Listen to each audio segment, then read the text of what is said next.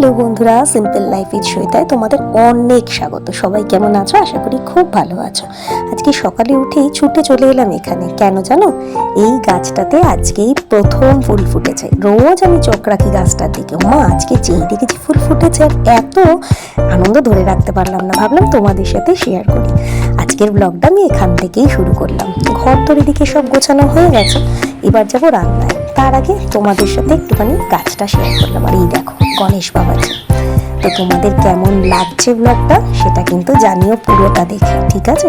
তাহলে চলো সাথে থাকো। আজকে একটা সিম্পল রান্নার রেসিপি শেয়ার করব তোমাদের সাথে, মানে আজকে দুপুরের লাঞ্চটা তোমাদের সাথে শেয়ার করবো। তো আজকে লাঞ্চে কি করছি, এই যে কড়াই সর্ষের তেলের মধ্যে রসুন, পেঁয়াজ আর শুকনো লঙ্কা ফোড়ন দিয়ে দিয়েছি। দিয়ে এইগুলোকে ভালো করে ভেজে নিচ্ছি। ভালো করে মানে একেবারে লাল লাল করে ভাজবো। কারণ কি করবো জানো তো? মসুর ডাল আজকে থাকবে, মসুর ডাল, পটল ভাজা, পাঁপড় ভাজা, ডিম ভাজা আর আলুর চোখা। কেমন রেসিপিটা বলো তো? এগুলোই আমি তোমাদের সাথে করতে করতে কিছুটা গল্প করে নিই। জানো তো, সবার কাছে এই ভিডিও করাটা বা এই রিলস করা, এই ভিডিও করা একটা খুব মানে পাড়া ঘর বলো, অনেকের নিজেদের ঘর বলো, একটা খুব খারাপ এফেক্ট সৃষ্টি করে। সবাই ভাবে মনে হয় আমরা কাজকর্ম সব শিখে তুলে দিয়ে সারাদিন এইসব করি। কিন্তু আমরা যারা এই ভিডিও করি বা এই কন্টেন্ট ক্রিয়েটার আমরা যারা, তারা তো আমরা কেউ সংসার বিসর্জন দিয়ে সব কিছু করি না, তাই না? এটাও তো আমাদের একটা কাজের মধ্যে পড়ে। কিন্তু কাকে কি বোঝাবে বলো? তাই জন্য মাঝে মধ্যে বোঝানোটা ছেড়ে দিতে হয়। কেন জানো তো? কারণ মানুষকে যদি তুমি বেশি বোঝাতে যাও, কখন দেখবে তুমি বোঝাতে বোঝাতে নিজেই আর কিছু করে উঠতে পারলে না।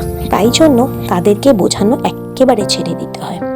সেই জন্য আমি এখন মানুষকে বোঝানো ছেড়ে দিয়েছি, কাউকে কোনো কৈফিয়তের উত্তর দেওয়াও ছেড়ে দিয়েছি। আর সব থেকে বড় কথা কি জানো? এই ভিডিওটা আমাদের থেকে আমার পাড়া প্রতিবেশীর চিন্তা বেশি, যে আমি কি করে সংসার চালাবো, কি করে আমি কাজকর্ম করব। আমার ঘরের লোকের কিন্তু অত প্রবলেম নয় যতটা না পাড়ার লোকের বা অন্যান্যদের প্রবলেম। আমি তাই ভেবেছি তোমাদের মতো বন্ধুদের সাথে থাকলে এগিয়ে যাওয়াটা খুব সোজা। তাই একটা জিনিস তো বুঝে নিয়েছি, এইসব আর একদম ভাববো না, শুধু সামনের দিকে এগিয়ে যেতে হবে। দেখো, তোমাদের সাথে গল্প করতে করতে আমার ডিমটা অবধি ভাজা হয়ে গেল।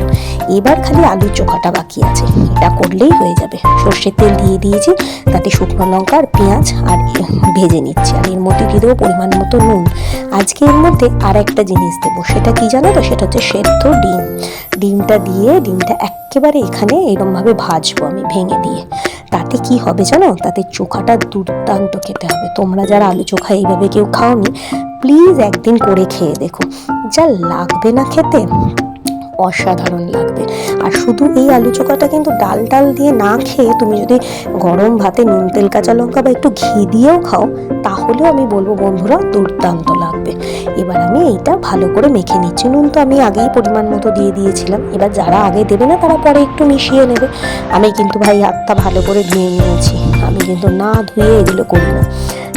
তো সেই জন্য আলু চোখাটাকে ভালো করে এবার মাখতে হবে। তো ভালো করে চলো আলু চোখাটা মেখে নিই। রান্না মোটামুটি কমপ্লিট। তোমাদের সাথে এরকম গল্প করতে বসলে আমার কাজ কিন্তু খুব তাড়াতাড়ি হয়ে যায়, জানো তো? আর তোমাদের সাথে মনের সব কিছু শেয়ার করতেও আমার খুব ভালো লাগে। তোমরা কারা কারা আমার ভিডিও দেখতে ভালোবাসো, আমার ব্লগ দেখতে তোমাদের কাদের ভালো লাগে, তারা কিন্তু অবশ্যই কমেন্ট করে জানিও। আমার ব্লগগুলো যদি ভালো লাগে তাহলে ওই যে লাইক আর একটা কমেন্ট করে দিও। আর আমার পাশে থেকো, আমিও তোমাদের সবার পাশে থাকবো। অফ টাইমে তোমাদের ভিডিওগুলো দেখতে আমার বেশ ভালো লাগে। কিছু আছে যাদের ভিডিও ছাড়া সত্যি চালা যায় না। দেখো, লাঞ্চের প্ল্যাটার একেবারে রেডি হয়ে গেছে।